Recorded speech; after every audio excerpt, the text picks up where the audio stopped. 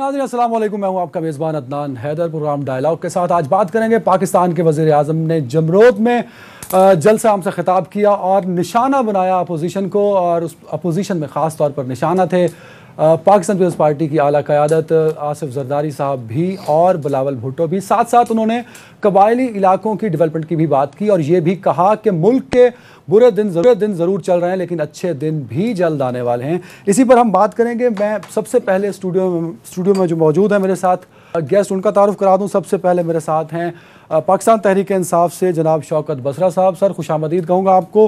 Pakistan peoples party से मेरे साथ हैं राजा खुरम परवेज़ साहब। सर आपको भी खुशामदीद। और मेरे साथ मौजूद हैं पाकिस्तान मुस्लिम लीग नून से member national assembly Rumina Khurshid Alam साहिबा। मैम आपको भी मैं खुशामदीद कहूँगा। तीनों मेहमानों से बातचीत करूँगा लेकिन सबसे पहले ज़रा सुन लीजिए कि प्राइम मिनिस्टर इमरान खान साहब ने जमरोद स्टेडियम में क्या कहा। बिलावल को दोनों को कहता हूं, मैं दावत दे रहा हूं कि आ जाओ, आओ आके इस्लामाबाद धरना दो।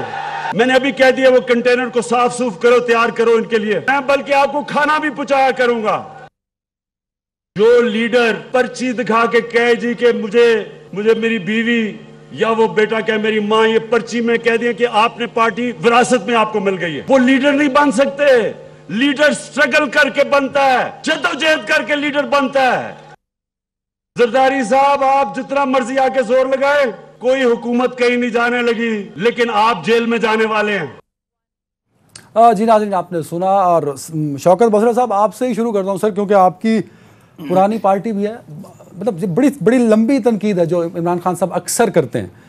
क्या पर्ची वाला लीडर हो सकता है? अदनान भाई पहली बात तो ये है कि इमरान खान साहब को जो वोट मिला था, दोनों पार्टियों का एक रूल रहा अरसदराज, और ये पहली पार्टी थी जिसने दोनों पार्टियों को आउट करके अवाम ने इत्मीनान किया। और उसका मेन स्लोगन था कि एहतसाब। सर नहीं, मेरा सवाल मैं आता हूं, मेरा टाइम का, मैंने सवाल का जवाब दे दीजिए। क्या पर्ची वाला लीडर है या नहीं? उसी बात सर टू द पॉइंट है ना, टू द पॉइंट। एहतसाब और करप्शन पे कोई कंप्रोमाइज नहीं होगा। सर सवाल है पर्ची वाला लीडर है कि नहीं, इसमें एहतसाब कहां से आ गया? अदनान भाई उसी बात पे आता हूं। खान साहब का जो कहना है वो उनका मौक़िफ़ ये है कि बीबी की जो विल है वो डाउटफुल थी। बीबी ने, और वो कंट्रोवर्शियल है कि उन्होंने, लीडर जो होता है वो तो जाहिर है जब पब्लिक उसे चूज़ करती है वो लीडर बनता है, आगे आकर वो आवाम की विल के साथ ही वो लीड भी करता है पब्लिक को।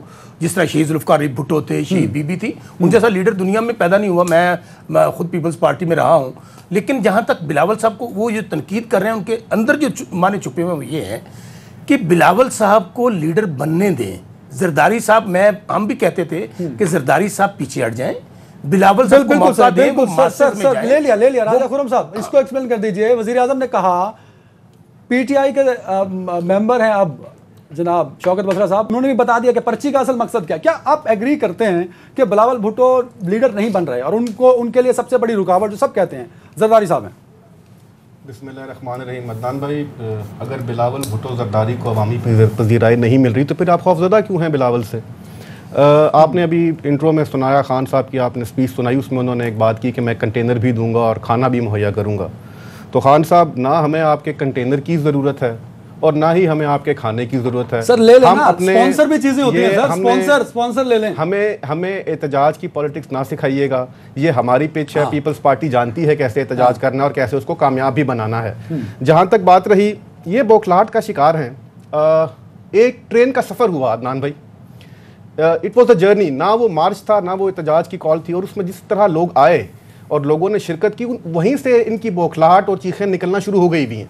और जिस दिन प्रॉपर पीपल्स पार्टी ने लॉन्ग मार्च की डेट दे दी और हमने अपने जालों को मुतहर्रिक कर लिया, तो मैं आपको यकीन से कहता हूं उनके लिए बहुत मुश्किल हो जाएगा। आप कह रहे हैं लॉन्ग मार्च है, जिसने किया बिलावल भुट्टो वो कह रहे हैं ये लॉन्ग मार्च नहीं है भाई। मतलब आपने बिलावल साहब ने कहा, मैं यही तो कह रहा हूं आपको कि जिस दिन हमने फैसला कर लिया, मैं तो अगली बात कर रहा हूं।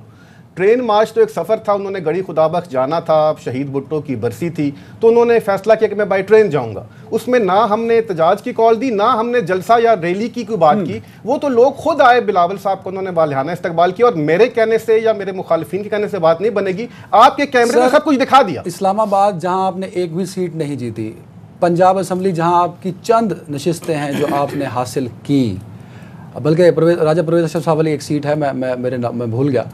क्या आपका जो वोट बैंक नजर नहीं आया 2018 के इलेक्शन में, उसके बावजूद अब किन बुनियादों पर कह रहे हैं कि आप इस्लामाबाद आ सकते हैं, धरना दे सकते हैं? मुख्तर दीजिएगा ताकि मैं आगे बढ़ूं। अदनान भाई मुख्तसरी जवाब दूंगा इसका।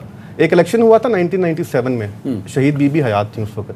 हमारी पंजाब में एक भी सीट नहीं थी, हमारी सिंध में सिर्फ 17 सीटें थी और लोग कहते थे पीपल्स पार्टी खत्म हो गई, पीपल्स पार्टी का बिल्कुल वजूद खत्म हो गया, ये अब क्या कर सकते हैं, इनके पास सीट पावर नहीं रही। लेकिन फिर हमने 2002 में भी कम बैक किया, 2008 में हमने गवर्नमेंट बना ली। तो ये पॉलिटिकल पार्टीज की हिस्ट्री में होता है, किसी इलेक्शन में आपके पास ज्यादा मैंडेट आता है। पीपल्स पार्टी अदनान भाई एक हकीकत है और अपने वजूद के साथ मौजूद है, आज भी रेलेवेंट है। ले लिया रुबीना खुर्शीद आलम साहिबा। इमरान खान साहब कह रहे हैं बुरे दिन चल रहे हैं पर अच्छे भी आएंगे, क्या हो सकता है कि अच्छे दिन आ सकें? साहब उन्होंने ये भी कहा कि 2008 तक मुल्क पर 6000 अरब कर्जा था, पाकिस्तान पीपल्स पार्टी ने और आपकी हुकूमत ने 10 सालों में उसे 30,000 अरब तक पहुंचा दिया। आज इस मुल्क का हर शहरी तकरीबन 1.5 लाख रुपए का मकरूज है।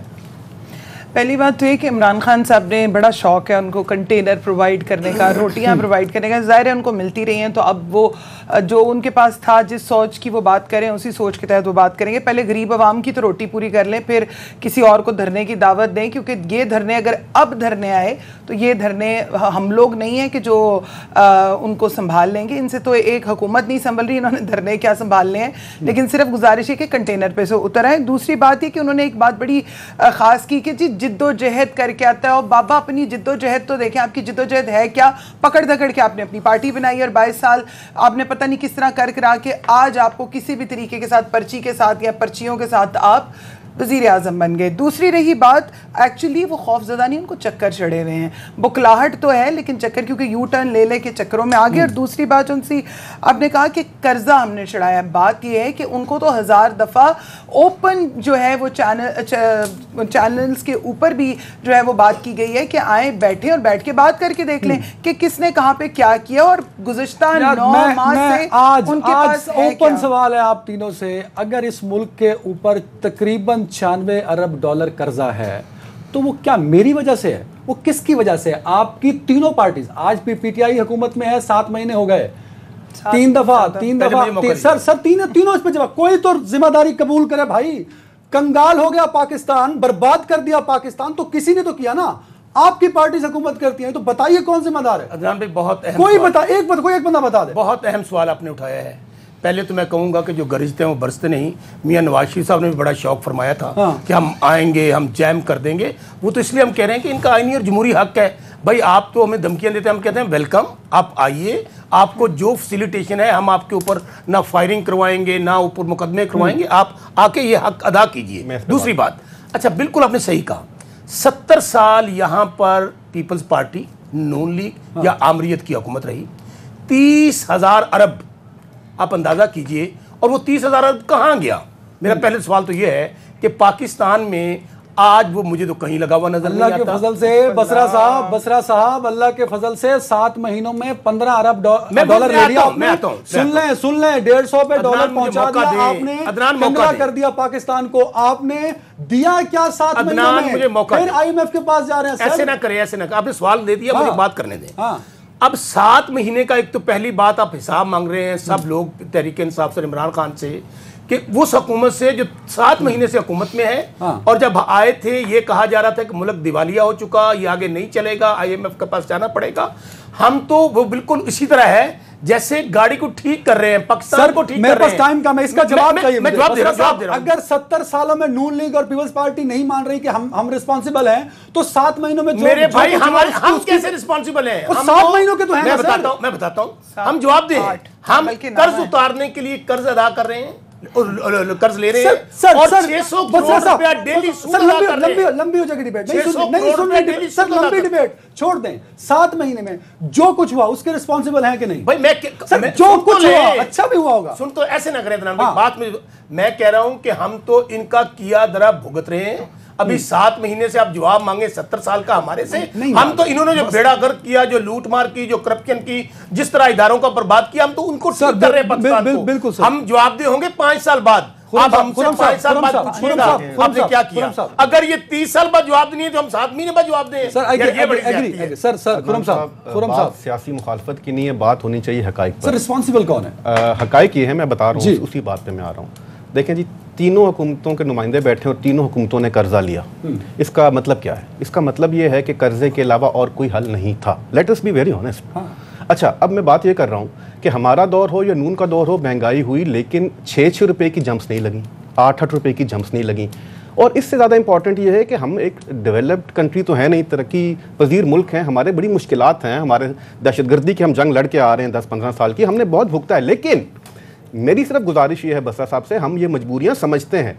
आप अगर इतनी महंगाई करते हैं तो हमने अपने दौरे हुकूमत में जो तनख्वाहें बढ़ाई थी, आप हमारा हिस्सा थे उस वक्त बसरा साहब, 100% हमने पेंशन्स बढ़ाई, 125% हमने तनख्वाहें बढ़ाई। जब आप इतनी महंगाई कर रहे हो यार, तो कम अज़ कम गरीब आदमी की बाइंग पावर तो ना मारो, उसको साथ साथ कुछ दिलासा तो दो।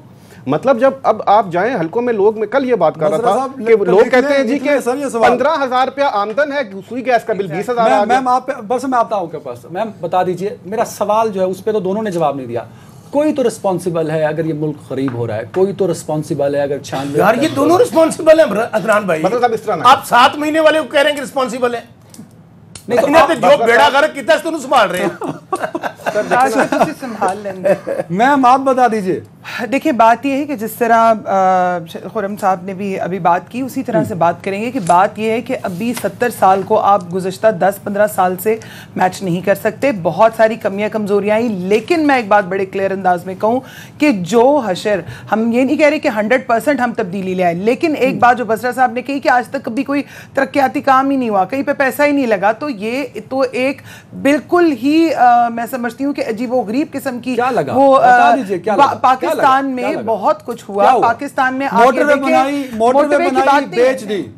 आप जब बंदरगाहें बनाई, आपने जो काम किया नून लीग, मुझे बताइए कहां है वो कहां है? उसी के ऊपर आप मोटरवे पे ही सफर करके जाते हैं और आज वही जो आपने आज देखिए मुल्क की बहुत सारी नहीं, देखिए ये अगर आप इस तरह से बात करेंगे तो मैं तो बात नहीं करूंगी, क्योंकि मुझे मैं अगर बात सुनती हूँ तो मुझे है कि मुझे सुनानी है। कर्ज लेकर बनाई मैंने तो आपको बात में इंटरप्ट उतारने के लिए कर्ज लिया, चलिए उसी मोटरवे पे जाके क्या आप करें, कोई बात नहीं। अजित आप अभी तो आपका भी पता चलेगा आप क्या क्या रखेंगे, और 7 महीने नहीं हो गए, नामा मीना इनको लग गया हुआ है, और बल्कि आगे अब तो 10वें तक जाने वाले हैं। तो अब देखते हैं कि ये हाथी जो सफेद हाथी हम ले आए हैं वो क्या गुल खिलाएगा। और रह गई बात खिलाड़ी, आपने कहा ना जंप लगाने की बात, 6-6 रुपए का जो जंप मेरे जो ऑनरेबल भाई हैं इन्होंने बात की, तो वो सही कह रहे हैं, क्योंकि जो खान साहब हैं उन बेचारों को आदत है छिक्के चौके लगने की। तो ये पाकिस्तान कोई तजर्बागाह नहीं है, पाकिस्तान में क्रिकेट का मैच नहीं चलना, यहाँ पर आपको परफॉर्म करना पड़ेगा, आपको डिलीवर करना पड़ेगा। और रही बात हमारी हुकूमतों की, तो हम लोगों ने दहशतगर्दी जैसे नासूर को इदारों के साथ मिलकर खत्म किया। हमने इकोनॉमी में पाकिस्तान का लोगों का जो एक उसको क्या कहना चाहिए ट्रस्ट है उसको बहाल किया। ये क्या यहाँ तो आज अपना जो अंदरूनी सरमायाकार है वो भाग के बाहर जा रहा है, सब कुछ वाइंड अप करके वो दूसरी ममालिक की तरफ रास्ता कर रहे हैं, और आप बात करें कि बाहर से लोग आए, बस कर दें बस। जो हकीकत है बसरा साहब आप नो कर रहे हैं तो उसको एक्सप्लेन भी कर देना कि क्या है। यहाँ पर लोग डिप्रेशन एक मिनट दोनों जरा गौर से सुनिएगा। 7 महीने में हमने ये अचीव किया कि जहां पे क्रिकेट टीमें विजिट करने नहीं आती थी वहां पर सऊदी अरेबिया, सुने वहां Saudi Arabia, Malaysia, China, Qatar, UAE, वो उनके सरबराह मुल्कात यहाँ पे आए, उन्होंने यहाँ पे सुन तो लें यहाँ पे इन्वेस्टमेंट करने, यहाँ पे अपने फंड्स दे रहे हैं। और सबसे बढ़कर आप कह रहे हैं इन्वेस्टर भाग रहे हैं, इन्वेस्टर तो भाग रहा था जब आप लोग थे, अब तो इन्वेस्टर है उसका हौसला बुलंद हुआ है, और उनको पता है कि अगर जिसने करप्शन किया है, खा वो वजीर आजम है, खा वो वजीर आला रहा है, वो देखें अदालतों में मुझे तो इनकी दीदी हंसी आती है कि जिनका लीडर करप्शन में लूट मार में अदालत ने उनको जेल में भेजा हुआ है, फिर वो यहाँ पे बैठ के बड़ी बड़ी बातें और बढ़के मारते हैं कि हमने ये कर दिया। मुझे तो यकीन माने, मुझे तो रिस्पॉन्ड कर दें जी मैं कर दें ब्रेक पे जा रहा हूं। बात यह है कि हमारे आपने पहली बात तो की कि उस वक्त कोई सरबराह नहीं आते थे, पहले तो अपनी ये करेक्शन कर ले कि हमारे दौरे हुकूमत में खुदा का बड़ा फजल है कि तुर्की से आए, चाइना से, और बहुत सारी लंबी लिस्ट है, पर हम आपकी तरह थोड़ा काम और वो बहुत ज्यादा ढंडोरे नहीं पीटते थे। और दूसरी बात, लीडर्स को बात करने से पहले ये सोच लें कि हमारा लीडर वो लीडर है जिसने हर चीज का सामना किया है, वो किसी के ऊपर चढ़ के नहीं आया। नजरियात की जंग है, पिछली बातें आप लोगों ने भी की, मैं उसका जवाब भी दे रही हूँ। फिर अगर आप ये कहेंगे तो बढ़ते हैं ब्रेक की जानिब। बचाने के लिए जी नाज़रीन वेलकम बैक, और बात करेंगे आज नैब की एक बड़ी कार्रवाई, सवाल पैदा होता है इस मुल्क में एहतसाब होना चाहिए, तो जवाब है होना तो चाहिए कि अगर ये मुल्क कंगला हुआ तो क्यों हुआ, अगर ये मुल्क गरीब हुआ तो क्यों हुआ। 7,96,096 मुरब्बा स्क्वायर किलोमीटर का ये मुल्क जो कि ज़रई मुल्क है, जिसके पास साहिल है, जिसके पास समंदर हैं, जिसके पास ग्लेशियर हैं, जिसके पास मैदान हैं, जिसके पास पहाड़ हैं, जिसके पास 22 करोड़ आवाम भी है, आखिर वो गरीब क्यों है? कोई तो है जो इस मुल्क में करप्ट है। मैं किसी भी सियासतदान को करप्ट नहीं कहता, मुझ समेत बहुत सारे लोगों पर सवालिया निशान उठता है, तो हर एक का एहतसाब होना चाहिए। लेकिन एहतसाब के नाम पर होने वाली सियासत, और अब वो दौर आ चुका है कि जब आपके पास आपके लीडर्स आते हैं और वोट मांगते हैं तो आपको कहते हैं मुझे नैब ने पकड़ा था, वोट दो, और हम देते हैं। ये एक स्कूल सेट हो रहा है। तो इसको कब हम बदलेंगे? गलत कौन है? क्या नैब गलत है, या एहतसाब का तरीक़ाकार गलत है, या पॉलिटिकल पार्टीज़ गलत हैं जो अपने वर्कर की गिरफ्तारी पर सियासत चमकाती हैं? इसी पर हम बात करेंगे। बसरा साहब, सबसे पहले शुरू आपसे करूंगा, क्योंकि आप जहां सियासतदान हैं वहां माहिर कानून भी हैं, तो एक जवाब मुझे आपका बतौर माहिर कानून चाहिए। एहतसाब हम तीनों कर लेंगे, जवाब आपने बतौर पीटीआई वर्कर दिया कि बतौर बताइए नैब ने जो कुछ किया क्या दुरुस्त था? 100% दुरुस्त किया। सुप्रीम कोर्ट से बड़ी अदालत तो कोई नहीं अल्लाह के बाद। सुप्रीम कोर्ट ने क्या कहा है? सुप्रीम कोर्ट ने कहा है कि नैब के कवानीन में इसी एलिब्रेशन के लिए वो गए थे वहाँ पे कि अगर कोई मुलजम वांटेड है, आप उसको बगैर इतला दिए, बगैर बताए हुए अरेस्ट कर सकते हैं। ये ज़्यादा दूर की बात नहीं है, एक हफ्ता पहले की बात है। और दूसरी बात, हमजा शहबाज कौन सा मुलजम है जिसको गिरफ्तार करने गई है नैब, जिसके ऊपर 85 अरब की करप्शन के इल्ज़ामात हैं, जिस आज नैब ने इलामिया जारी कर दिया। और दूसरी बात, नैब अच्छा अगर पकड़े कहीं और शहर से तो कहते हैं वहां से क्यों पकड़ लिया? जो मुलजम होता है, जिसने लूटमार की थी है, जिस पे इल्ज़ाम होता है, क्या उसको घर से नहीं पकड़ा जाता और कहाँ से पकड़ा जाता है? अगर उनके पास वारंट था, और उसकी भी उन्होंने एलिब्रेशन कर दी है कि हमारे पास बाकायदा वारंट था, हम उनको गिरफ्तार करने गए, उल्टा चोर कोतवाल को डांटे। बल्कि इन्होंने क्या किया है, इन्होंने अपने कारकुनान के जरिए उन पे तशद्दुद किया है, उनको हरासा 15 कारकुनान और 15 कारकुनान और उनको बाकायदा अपनी हिरासत में रखा है, जिसके ऊपर इनके खिलाफ पिटीशन जानी है और इनके खिलाफ पर्चा दर्ज होना है। भाई इस तरह तो फिर मुलजम जो है दनाते फिर। अच्छा, एक सवाल है यहाँ पे, उसको बता दे, फिर मैं जवाब इनसे ले लूं। दोनों वालिद भी और बेटा भी अपोजिशन लीडर है, एक प्रोविंशियल असेंबली का, एक नेशनल असेंबली का। क्या नैब जाती है किसी कार्रवाई पे तो सेक्रेटरी असेंबली को बताना जरूरी नहीं? Not at all. इस पे आता हूं मैं। अदनान, मुझे एक बात बताइए, यही बदकिस्मती है पाकिस्तान की, जो वजीर आजम बन जाए, जो वजीर आला बन जाए, वो इतना बड़ा चोर हो जाए कि आप अपने ओहदों के पीछे छुपना शुरू कर दें। मुझे कोई कानून ये बता दे कि जी अगर किसी ने इसके ऊपर ठीक है, बिल्कुल ले लें। आप कहते हैं जरूरी, आप कहते हैं जरूरी नहीं है। 80 अरब का इल्जाम है मियां हमजा शहबाज पे, शहबाज शरीफ पे, सलमान शहबाज पे, इन्होंने मनी लॉन्ड्रिंग की है। अब उनको पकड़ने गए, मैं रुबीना खुर्शीद आलम साहिबा, पहली बात तो ये है कि काश के सवाल का जवाब वकील की तरह ही देते, लेकिन अनफॉर्चुनेटली कल आप हाईकोर्ट चले गए। अगर नैब ने गलत किया, कल हाईकोर्ट चले गए। पूछ के जाना है, आपसे पूछ के जाना है। आप तो ऑब्वियसली आप जिस के वकील हैं, आप तो उन्हीं की बात करेंगे। पहली बात बड़ी वाजिया है कि हमजा शहबाज शरीफ साहब के लिए लाहौर हाई कोर्ट ने ये बड़े क्लियर अल्फाज में ये कहा था कि अगर उनकी जरूरत होगी तो उनको अगर किसी ने गिरफ्तार करना है या बुलाना है तो 10 दिन पहले उनको इन्फॉर्म किया जाएगा। वो कहीं भाग के तो नहीं जा रहे, वो यहीं पर गए थे।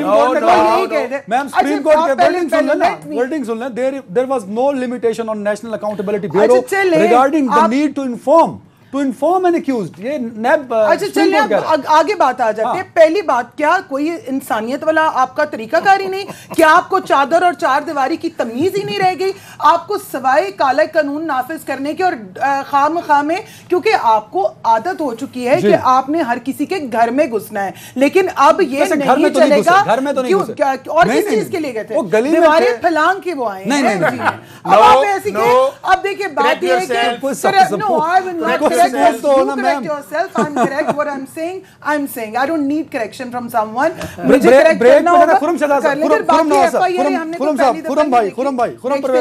खुरम परवेज साहब, नैब की आज की टर्न काफी देर बाद आई है। मुझे उम्मीद है कि मुझे मौका मिलेगा। मैं ब्रेक लेट कर लूंगा सर, ब्रेक लेट कर लूंगा। बताइए। गुजारिश ये जी कि पहले जो बसरा साहब फरमा रहे थे कि 7 महीने की कारकर्दगी, मैं बात करूंगा या रुबीना साहबा, तो ये तासुर जाएगा कि हम सियासी मुखालिफ हैं। मेहरबानी करें स्टेट बैंक की रिपोर्ट पढ़ लें। Exactly. एक मेहरबानी और कर दें हाँ। कि जो लाहौर हाई कोर्ट का स्टेटमेंट आया है वो पढ़ लें, जिसमें वो कहता है, लाहौर हाई कोर्ट ये कहता है कि एग्जीक्यूटिव बुरी तरह फेल हो चुकी है। ये हाई कोर्ट लाहौर का स्टेटमेंट आ रहा है। Yes. तो इसके बाद हम और क्या बात करें भाई, आप दावे तो बड़े करते हैं, एक BRT तो आपसे पेशावर में बन नहीं रही, वहां पे आप पहले सड़क बनाते हैं तो सड़क छोटी है, बस बड़ी हो गई है, अब या सड़क बड़ी कर लें या बस छोटी कर लें। भाई साहब, खड्डे इतने हैं कि बारिश होती है तो स्विमिंग पूल है, मुफ्त में लोग स्विमिंग कर रहे होते हैं, वो बीमारियां फैल रही हैं, इतना वहाँ पे प्रॉब्लम आया हुआ है।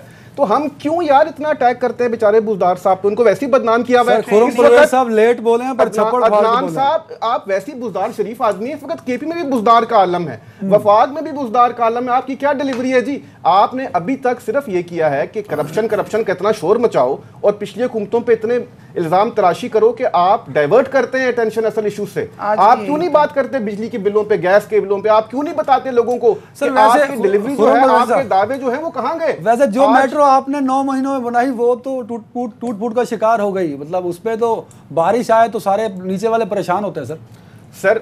नून लीग ने बनाई, सॉरी, मेट्रो का प्रोजेक्ट की बात है, किससे पूछ मेट्रो का प्रोजेक्ट यूं नहीं चलेगा। मेट्रो अच्छी है या बुरी है ये मैं नहीं कह सकता, वो इनका प्रोजेक्ट है, लेकिन वो चल रहा है, दैट इज एक्टिव, लोग उसको यूटिलाइज कर रहे हैं। भाई आपसे तो इंफ्रास्ट्रक्चर ही नहीं बन रहा। आपके दावे तो ऐसे थे कि हमारे पास दुनिया की बेहतरीन टीम है और हम तो 1.5 नौकरी कितनों को दी है बसरा साहब? 8 महीने हो, कितने लड़कों नौजवानों को आपने इतना बड़ा वादा किया? बसरा साहब ब्रेक पे जाना है, मैंने ब्रेक से पहले ही जवाब दे दें। खुरम भाई जवाब देने दी। देखिए बात यह है, मुझे तो हैरानगी होती है और बड़ी मुश्किल से मासी कंट्रोल करके बैठा हूँ। जिन लोगों ने पाकिस्तान को मौजे दौड़ो बना दिया है, जिन लोगों ने पाकिस्तान को लूट के चारों बर्रे आज़मों में प्रॉपर्टियां बना दी हैं, मैं आपको नहीं, मेरी बात बात हो रही है अदनान भाई, मुझे मुझे बात मुकम्मल कर लेने दीजिए। बात मुकम्मल प्लीज हो गए। मैं एडमिट करता हूं खुरम भाई मैं एडमिट करता हूं। सुन तो ले डिलीवरी पे आए, खुरम भाई बात सुन ले, बात तो सुन। साहब ने ये करके दिया। अच्छा आप तो दोनों गुस्सा कर देते, बात तो सुन ले। सर शौकत भाई से जवाब ले लेंगे, लेकिन ब्रेक भाई बात तो सुन ले। बात ब्रेक आपने 100 दिनों में क्या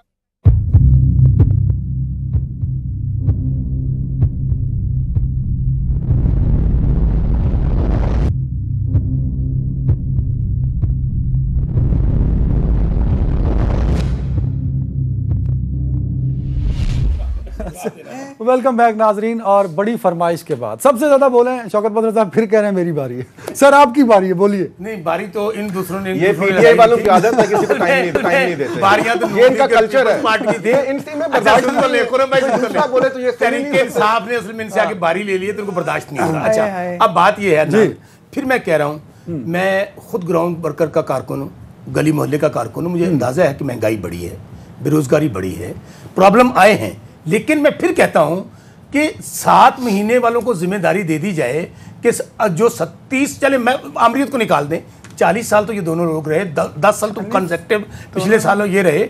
इनकी जो पॉलिसीज थी, मैं फिर कह रहा हूं, इनकी जो पॉलिसीज थी, मैंने सवाल एक मिनट जिनकी जो अलग मैं बात अल्लाह के फजल से जिन 40 सालों का तज़किरा ये करें, उन 40 सालों में ये भी इधर थे, ये भी वी आर रिस्पॉन्सिबल। सुने, इनकी जो पॉलिसीज थी उन्होंने बेड़ा गर्क किया। अब तो हम पाकिस्तान को अभी ठीक कर रहे हैं, जब पाकिस्तान ठीक हो जाएगा इंशाल्लाह इस तरह दौड़ेगा मोटरवे में, आप देखेंगे।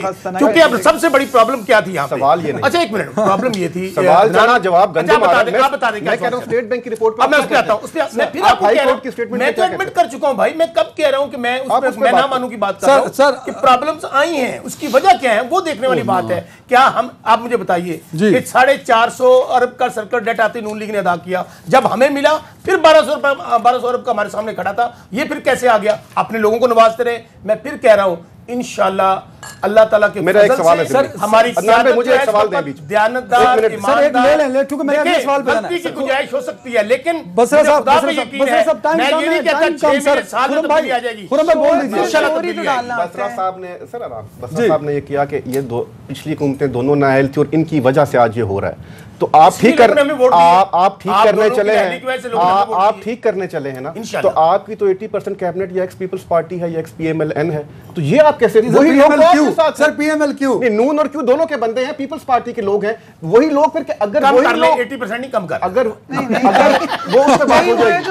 बसरा साहब जवाब दें जी, अगर वही लोग जो जिम्मेदार हैं तबाही के, जिन्होंने इस मुल्क को तबाह करके रख दिया, आज वही आपके मिनिस्टर्स हैं तो फिर आप कैसे बेहतरीन देखें? अच्छे बुरे लोग हर पार्टी में होते हैं यार। मेरा सवाल देखिए, जो लोग हमारे पास आए हैं, आप उन पे साबित करें कि किसी पे करप्शन। बसरा साहब आपको 2.5 मिनट दिया, मैं सवाल पे जाता हूँ। रुमीना खुर्शीद आलम साहिबा, आज जो नैब ने किया, इस पे पाकिस्तान मुस्लिम लीग नून का अगला लाहे अमल क्या होगा?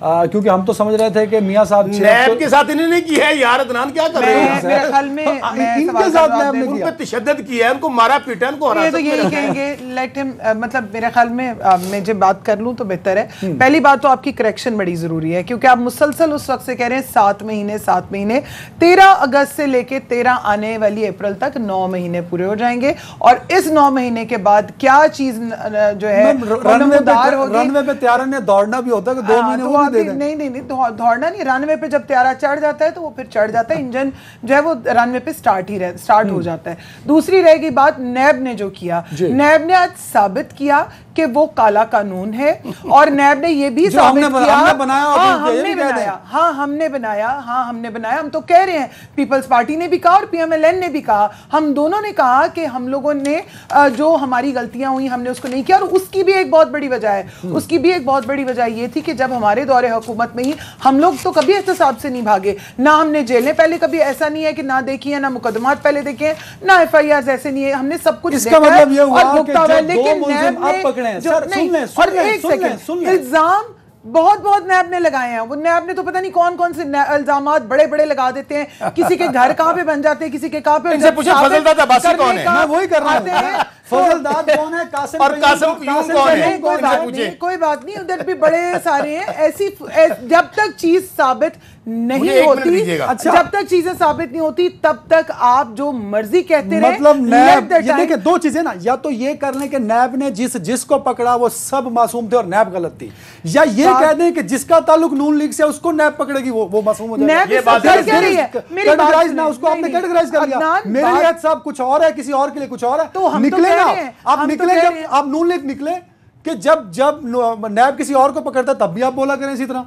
किसके लिए नैब का चेयरमैन ने बनाया, कवानीन ने बनाए। अब इस बात का जवाब मुझे फजलदाद और कायम कासिम मेरे ख्याल में let me answer first please. जी तो बता दें। जी मैं ये कौन है दोनों? आप फिक्र ना करें, तुम ठंड रखो। 85 अरब के इल्जामात 85 अरब के इल्जामात जब साबित होंगे तब की बात है। और दूसरी सबसे बड़ी बात जो है वो ये कि नैब को तो खुद नहीं पता होता, बुलाते किसी और केस में, फंसाते किसी और केस में। और आज नैब का हालत ये हो चुकी है कि हर इज्जतदार इंसान जो है वो परेशान होकर खुदकुशी की रास्ते की तरफ जाता है। ये अब नैब की बात करें, कौन से 85 लाख की बात करें, जब वो करोड़ की है, जितने भी अरब की चले, अरब वो जब अरब साबित होंगे ना तब हम देखेंगे। आप जरा प्लीज मुझे 2 मिनट दे दीजिए, 2 बड़े जरूरी सवाल पूछने मैंने।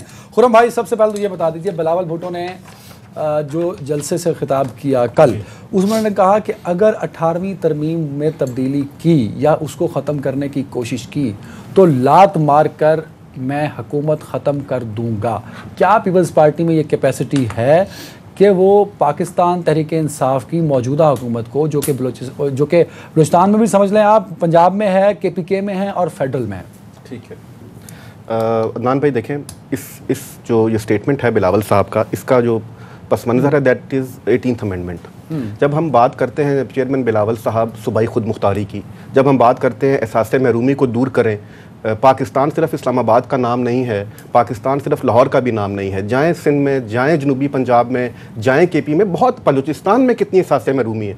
हमने अगर एक कोशिश की और उस वक्त तमाम सियासी जमातों को ऑन बोर्ड करके हमने ये कोशिश की कि हम NFC अवार्ड दें, 18th इख्तियारात दें सूबों को, इनका एहसास महरूमी ख़त्म करें। अब we are very sensitive about 18th amendment पे बड़ी मेहनत हुई है पीपल्स पार्टी की और हुकूमत पे। बिल्कुल देखें जी, 2 तरीके हैं। मेरा सवाल, मेरी बात मैं उसी पे आ रहा हूं। आप लात मार के हुकूमत खत्म कर सकते हैं? I am coming to that.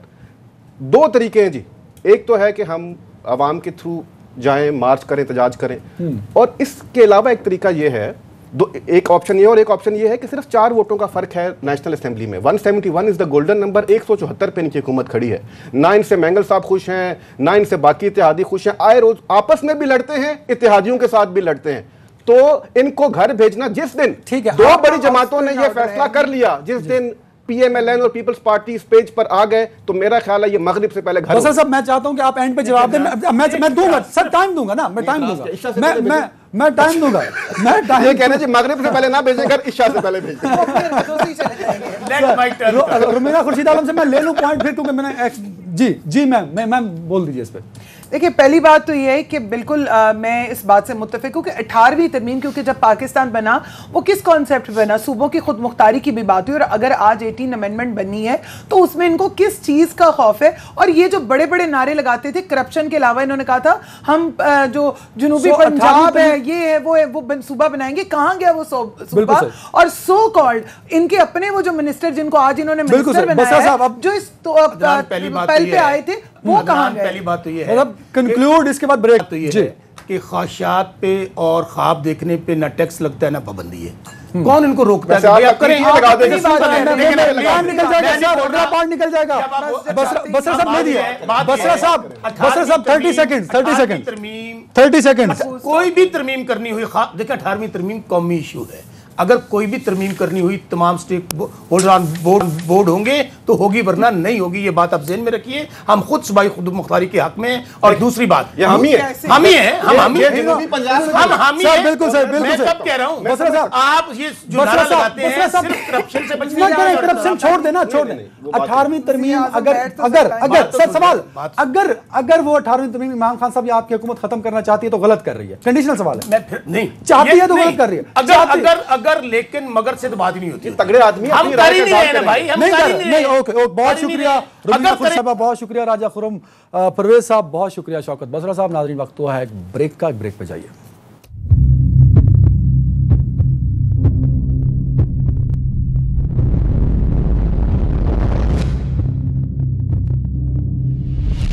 Welcome back, और बात करेंगे फरवरी 2019 पाकिस्तान की तारीख में एक बड़ा महीना होगा जब हिंदुस्तान की जहरियत का जवाब दिया पाकिस्तान की फौजों ने। हिंदुस्तान के तमाम दावे झूठे निकले। पाकिस्तान एयरफोर्स ने हिंदुस्तान के 2 तैयारों को मार गिराया, और उस वक्त हिंदुस्तान ने यह इल्ज़ाम लगाया था कि पाकिस्तान का F-16 भी मार गिराया गया, जबकि पाकिस्तान ने यह सबूत दिए थे कि मिशन में यूज़ ही पाकिस्तान का बनाया हुआ JF-17 थंडर इस्तेमाल हुआ था।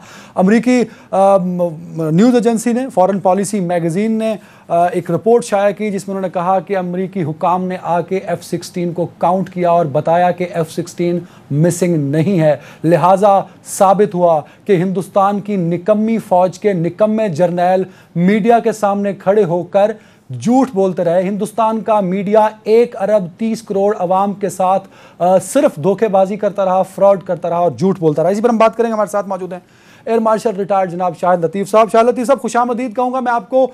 एक अहम एलिगेशन है, यशवंत जी ने भी मुझे ज्वाइन कर लिया है इंडिया टीवी हिंदुस्तान से। यशवंत जी, आप भी सुन लीजिए। आपका मीडिया ये कहता रहा कि पाकिस्तान का F-16 गिरा। आपके जर्नैलों ने खड़े होकर कहा कि हमने पाकिस्तान का F-16 मार गिराया, लेकिन ऐसा हुआ नहीं। ये अब गैर मुल्की मीडिया बता रहा है, गैर मुल्की इदारे बता रहे हैं कि हिंदुस्तान ने झूठ बोला। तो पहले तो आप बता दीजिए कि इस रिपोर्ट के बाद यशवंत जी, आपको शर्मिंदगी हो रही है, आपको दुख हो रहा है, क्या हो रहा है?